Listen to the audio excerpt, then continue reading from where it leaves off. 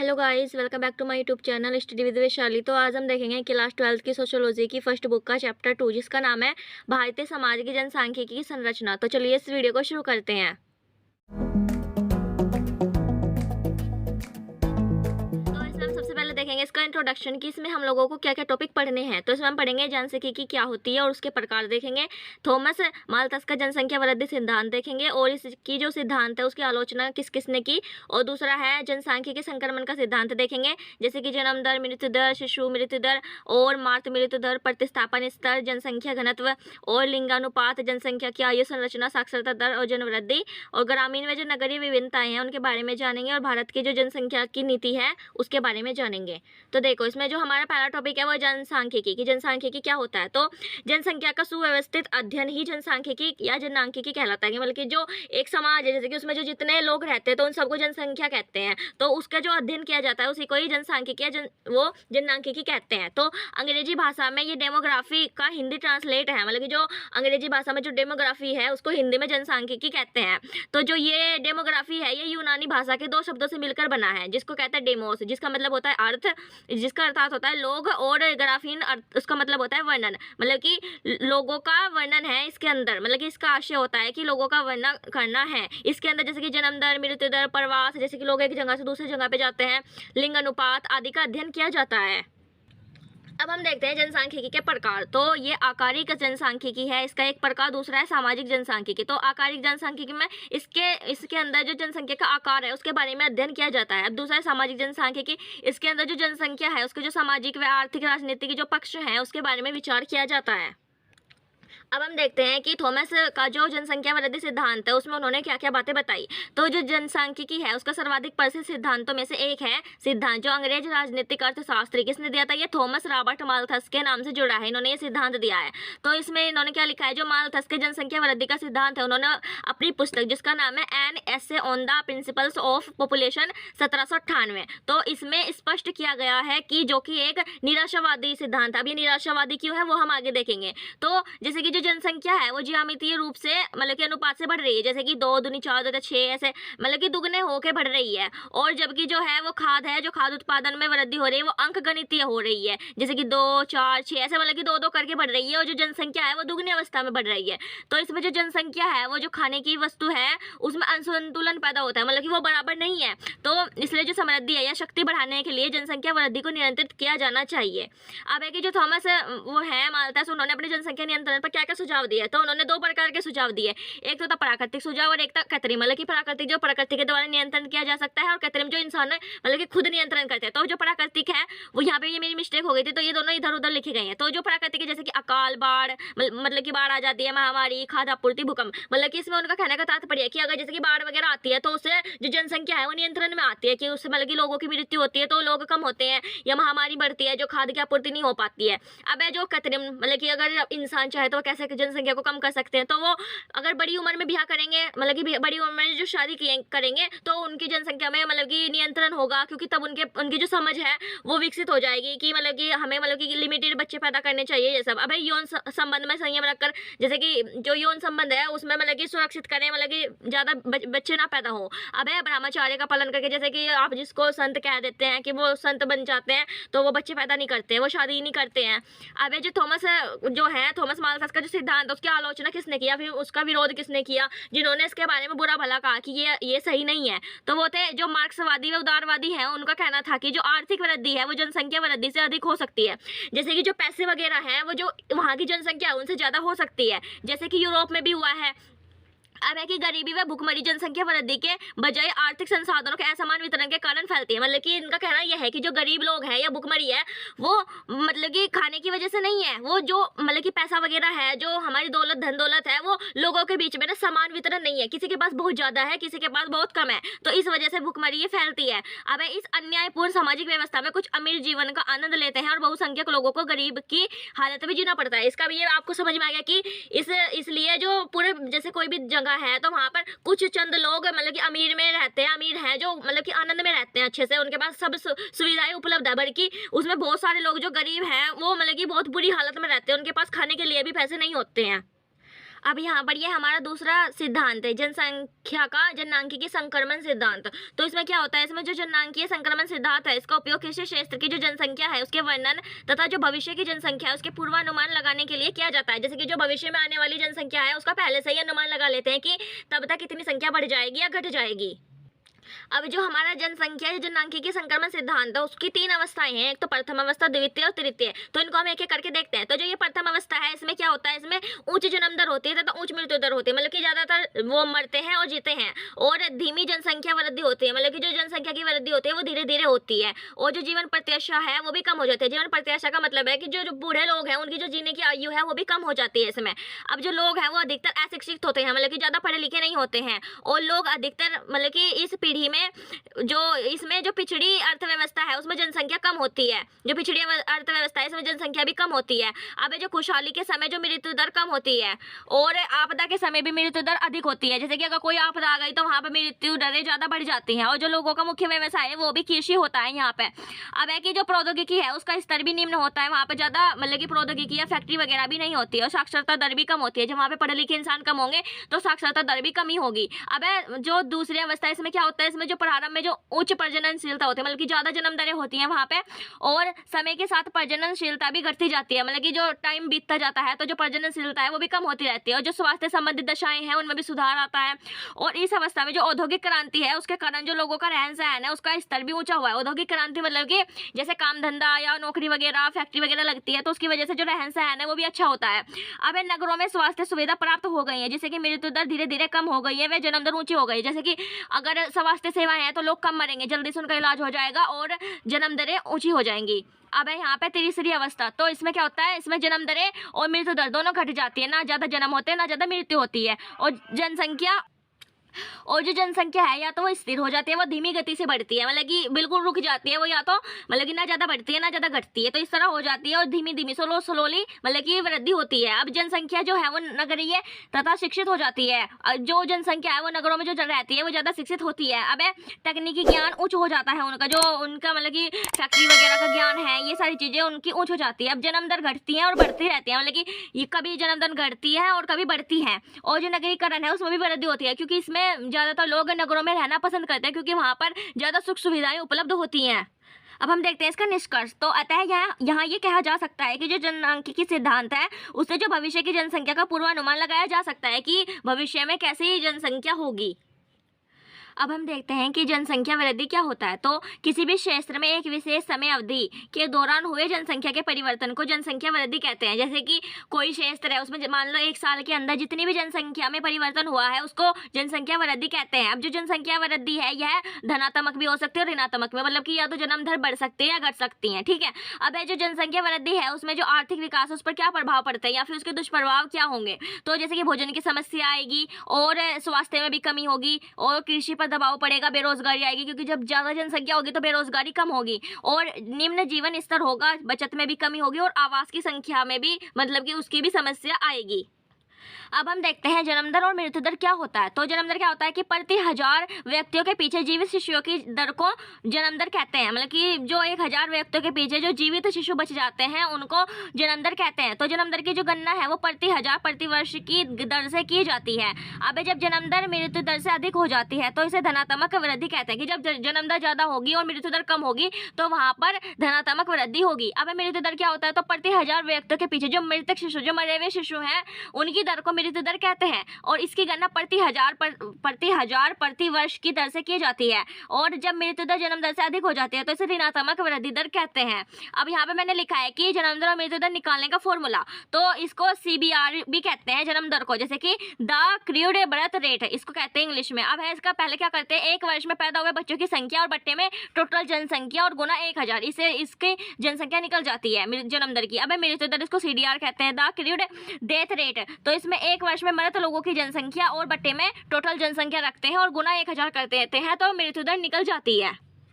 अब हमारा टॉपिक है शिशु मृत्यु दर। वो क्या होता है? तो जीवित पैदा हुए जो 1000 बच्चे हैं उनमें जो 1 वर्ष की आयु से पहले मृत बच्चों की संख्या को शिशु मृत्यु दर कहते हैं। मतलब कि जो 1000 बच्चे पैदा हुए हैं वो 1 वर्ष के अंदर अंदर मर जाते हैं तो उनको शिशु मृत्यु दर कहते हैं। अब मातृ मृत्यु दर क्या होता है? तो उसका उल्टा हो जाए कि 1000 जो शिशु जन्म दरों के पीछे जो 1 साल के अंदर जो मरने वाली महिला है उनको मातृ मृत्यु दर कहते हैं।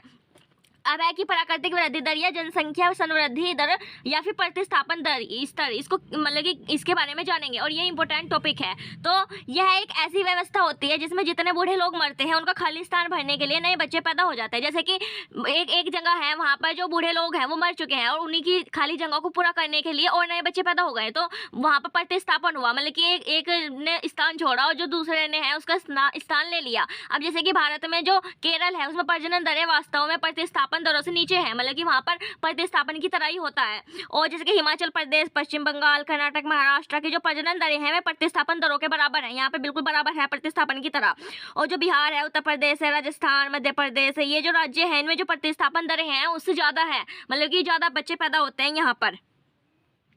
अब हम देखते हैं कि जनसंख्या घनत्व क्या होता है। तो जनसंख्या घनत्व से आशय प्रति वर्ग किलोमीटर में निवास करने वाले मनुष्य की संख्या से लगाया जा सकता है। जैसे कि हमारे से 1 किलोमीटर में जितने भी लोग रहते हैं उसी को ही जनसंख्या घनत्व कहते हैं। तो भारत में बढ़ती जनसंख्या के कारण जो जनसंख्या का घनत्व है वो भी बढ़ता जा रहा है। जैसे कि यहाँ पर एक है हकदारी की पूर्ति का अभाव। तो जो प्रोफेसर अमर्त्य सेन है और अन्य अर्थशास्त्रियों के विद्वानों के मत है, उनका कहना है कि अकाल जैसी समस्या, अनाज में गिरावट आने के कारण, इसलिए सरकार ने भुखमरी की समस्या से आजादी पाने के लिए राष्ट्रीय ग्रामीण रोजगार अधिनियम, जिसको नरेगा के नाम से जाना जाता है, उसका एक कानून बनाया है। अब हमारा टॉपिक है लिंगानुपात, जिसको लिंगानुपात भी कहते हैं। तो ये क्या होता है? तो किसी भी देश की जो जनसंख्या है उसमें स्त्री और पुरुषों की जो संख्या है उसके बीच के अनुपात को लिंगानुपात कहते हैं।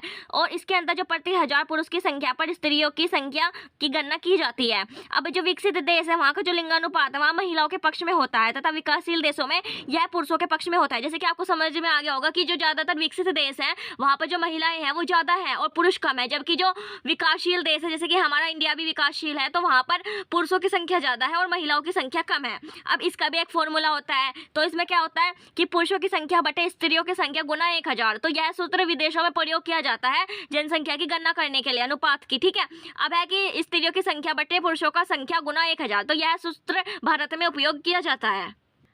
अब हमारा टॉपिक है आयु संरचना क्या होती है। तो आयु संरचना विभिन्न आयु वर्गों में जो लोगों की संख्या है उसको प्रदर्शित करती है, जो कि जनसंख्या संगठन का एक महत्वपूर्ण सूचक है। इसमें जो अलग अलग लोग हैं उनकी जो आयु है, उनकी जो संख्या है उसके बारे में ये बताती है।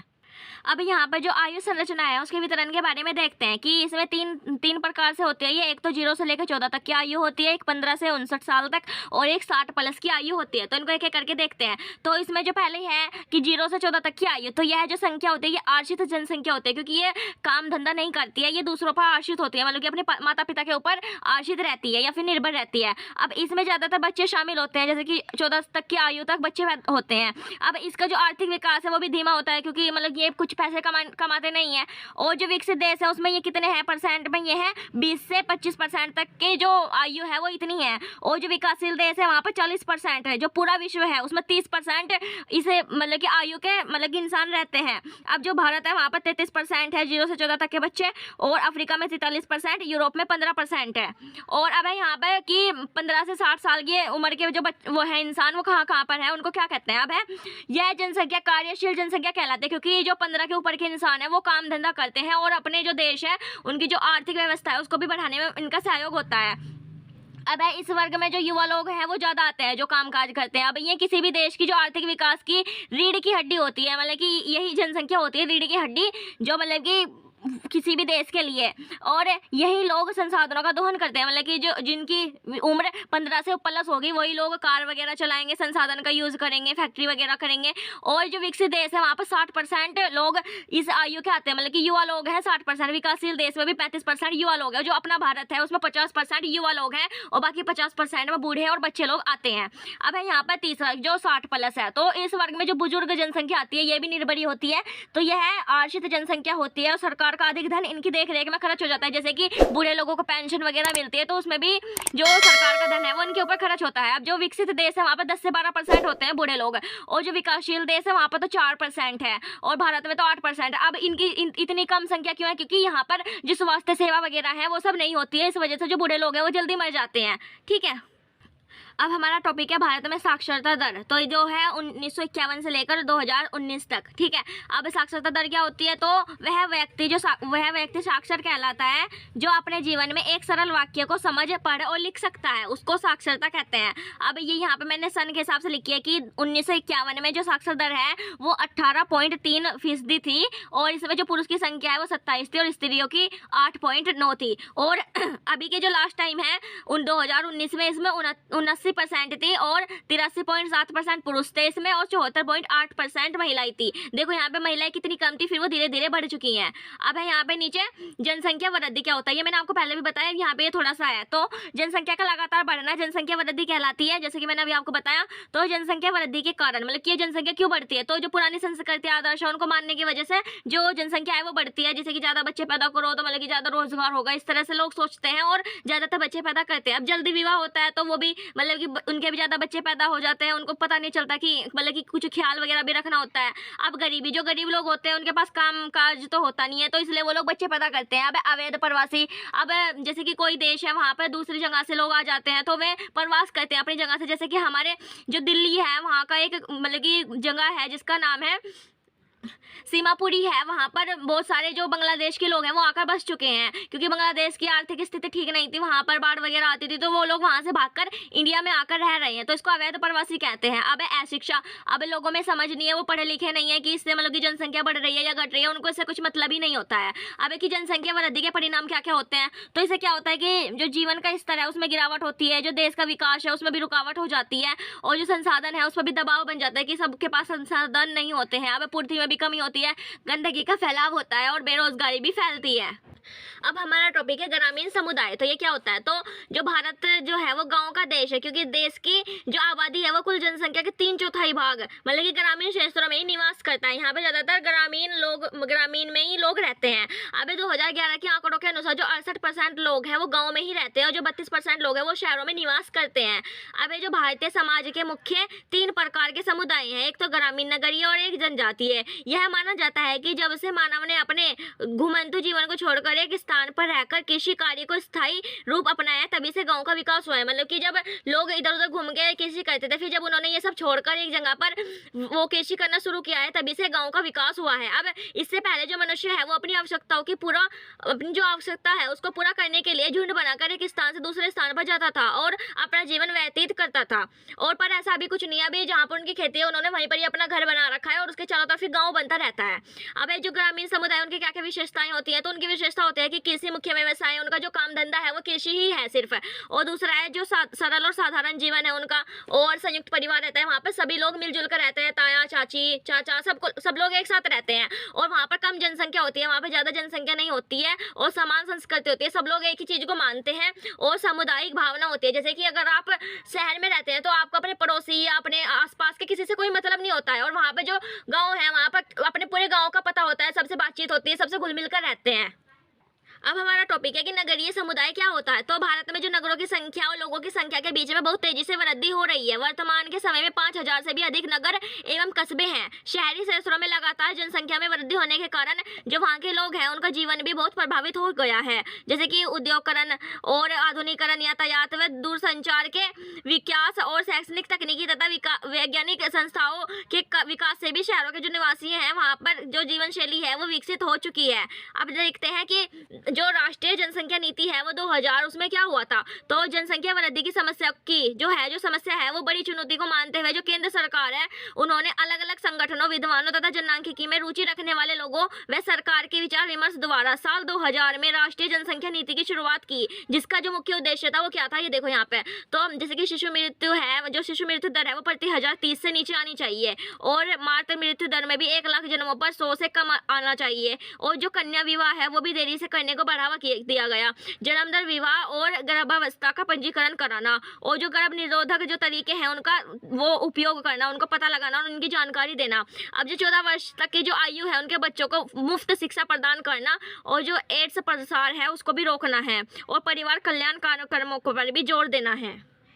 अभी जो हमने पढ़ा वो पढ़ा राष्ट्रीय जनसंख्या नीति 2000। अभी हम यहाँ पर नॉर्मल देखेंगे कि राष्ट्रीय जनसंख्या नीति क्या होता है। तो वर्तमान में जो भारत की जनसंख्या है वो 135 करोड़ से भी ज़्यादा हो गई है और जो भारत है वो दुनिया का दूसरा सबसे अधिक जनसंख्या वाला देश है। और जिस तेजी से जो भारत की जनसंख्या वृद्धि हो रही है, ऐसा कहा जा सकता है कि आने वाले दशक में जो भारत है वो चीन को पीछे छोड़कर जनसंख्या के मामले में विश्व का पहला देश बन जाएगा। तो जैसे कि अभी 2011 में जनगणना हुई थी, अभी कोई जनगणना नहीं हुआ है, पर अभी भारत ने चीन को पछाड़ दिया है, वो पहले नंबर पर आ चुका है। अभी उसकी मतलब कि लिखित में रिपोर्ट नहीं आई है, पर जैसे कि आप देख सकते हैं गूगल पे सर्च करके कि जो इंडिया है वो पहले नंबर पर आ चुका है।